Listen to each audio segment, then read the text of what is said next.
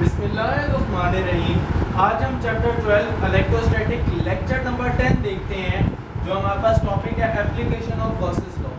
तो जो application of Gauss's law है, इसकी जो सेकंड और थर्ड एप्लीकेशन है वो बहुत ज़्यादा इंपॉर्टेंट है लॉन्ग क्वेश्चंस के लिए। तो आज वाली जो फर्स्ट एप्लीकेशन होगी, जो इस वीडियो लेक्चर में मैं रिप्रेजेंट करूँगा, वो फर्स्ट वीडियो लेक्चर होगी, वो फर्स्ट एप्लीकेशन होगी। लेकिन बच्चों जो इसकी एक्सप्लेनेशन है वो यहाँ पे समझ आएगी, तो सेकंड और थर्ड एप्लीकेशन बड़े इजीली हम इसको कवर कर सकते हैं कि एप्लीकेशन ऑफ गॉसेस लॉ में हम करेंगे क्या।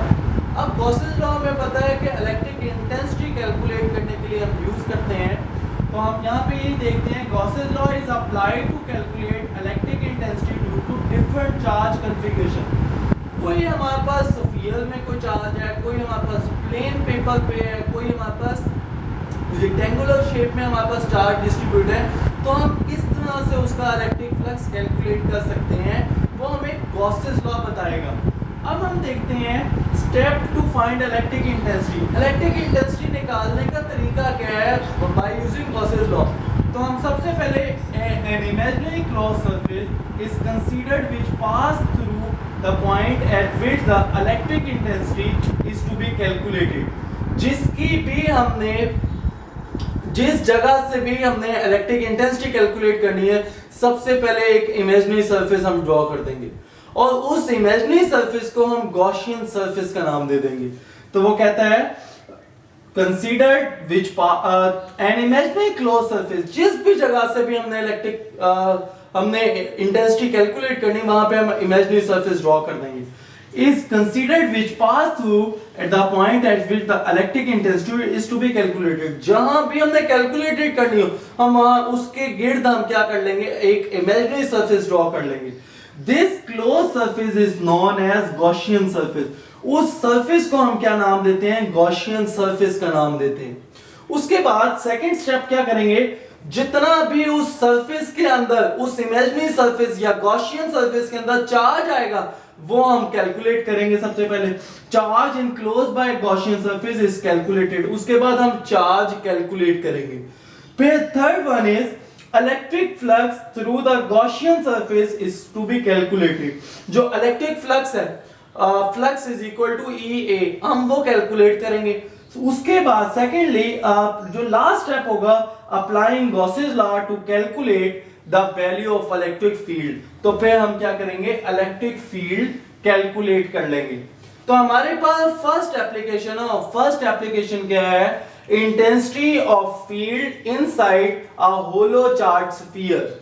तो हमारे पास एक होलो चार्ज है, होलो चार्ज का मतलब है जिसमें कोई चार्ज नहीं है। तो हमारे पास एक स्फीयर है जिसमें जिसके अंदर हमने क्या करना है, इलेक्ट्रिक फील्ड इंटेंसिटी कैलकुलेट करनी है। अगर हम इसको सिचुएशन को देखें तो वो कहना क्या जा रहा है, हम डायग्राम से थोड़ा सा समझने की कोशिश करते हैं। ये हमारे पास एक स्फीयर बनाया है, एक ये चार्ज हमारे पास स्फीयर है। अब इसकी सरफेस पे तो चार्ज डिस्ट्रीब्यूट है, हमारे पास पॉजिटिव पॉजिटिव पॉजिटिव, लेकिन जो उसने इलेक्ट्रिक फील्ड इंटेंसिटी कहा है कि कैलकुलेट करो, वो inside the hollow charge sphere का, कि इनसाइड हमारे पास किसी किस्म का कोई भी चार्ज डिस्ट्रीब्यूट नहीं है। तो हम दोबारा ड्रॉ करते हैं।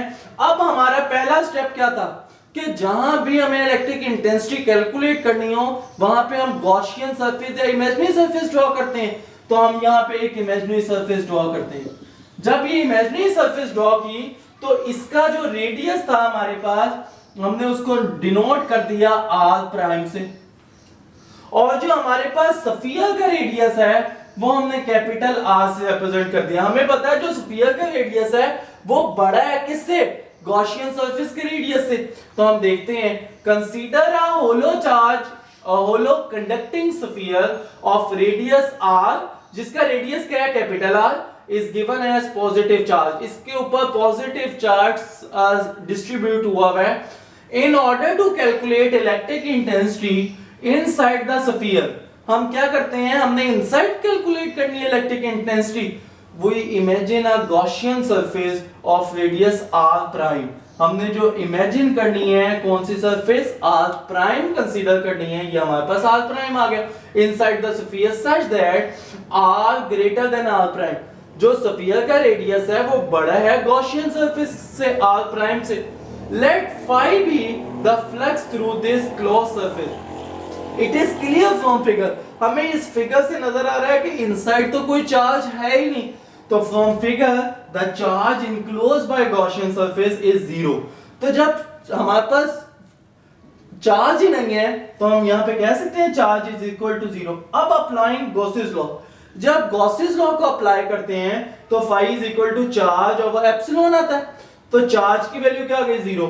जब 0 ओवर एप्सिलॉन करेंगे तो हमारे पास आंसर 0 आ जाएगा। इसको इक्वेशन 1 का नाम दे देते हैं। सेकेंडली हम apply the definition of applying the definition of electric flux। हम इलेक्ट्रिक फ्लक्स की डेफिनेशन लगाते हैं।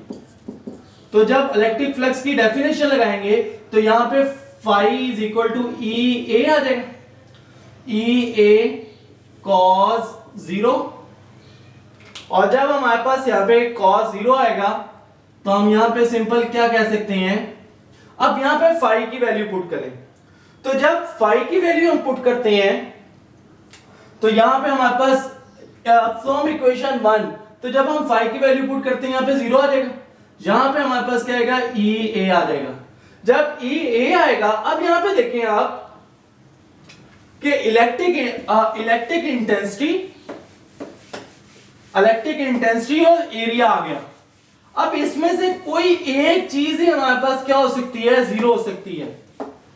तो वो कौन सी चीज होगी, यहां पे लेट्स सपोज यहां पे 0 इज इक्वल टू ई ए लिख दिया मैंने। तो जब ई ए लिखा, अब यहां पे या तो ई 0 हो सकता है, लेफ्ट हैंड साइड 0 है तो राइट हैंड साइड भी 0 होनी चाहिए, कोई एक चीज 0 होगी। तो जब हम देखेंगे कि ई 0 है या ए 0 है तो एरिया तो कभी भी 0 नहीं हो सकता, लेकिन इलेक्ट्रिक इंटेंसिटी 0 होगी। इसका क्या मतलब है कि हमारे पास अगर चार्ज 0 होगा तो आपकी जो इलेक्ट्रिक इंटेंसिटी होगी वो भी क्या होगी, 0 होगी। इसके बाद इसकी थोड़ी सी एप्लीकेशन देखते हैं हम। एप्लीकेशन, अगर कोई भी हमारे पास मेटल सरफेस है, कोई भी हमारे पास मेटल सरफेस है, अगर उसके अंदर हम कोई भी चीज प्लेस करते हैं तो वो शील्डेड होगी, वो इलेक्ट्रिक फील्ड इंटेंसिटी उस पर जरा से भी इफेक्ट नहीं होगी। जो कंप्यूटर चिप्स होती हैं हम उसको इस तरह से इंसर्ट करते हैं कि वो इलेक्ट्रिक फील्ड उस पे डिस्टर्ब ना हो, और मैग्नेटिज्म हमारे पास मैग्नेटिज्म की वजह से या इलेक्ट्रिक फील्ड इंटेंसिटी की वजह से उसकी जो फील्ड है वो डिस्टर्ब ना हो। तो अगर मेरी वीडियो आपको पसंद आई हो तो लाइक करें, शेयर करें एंड सब्सक्राइब करें।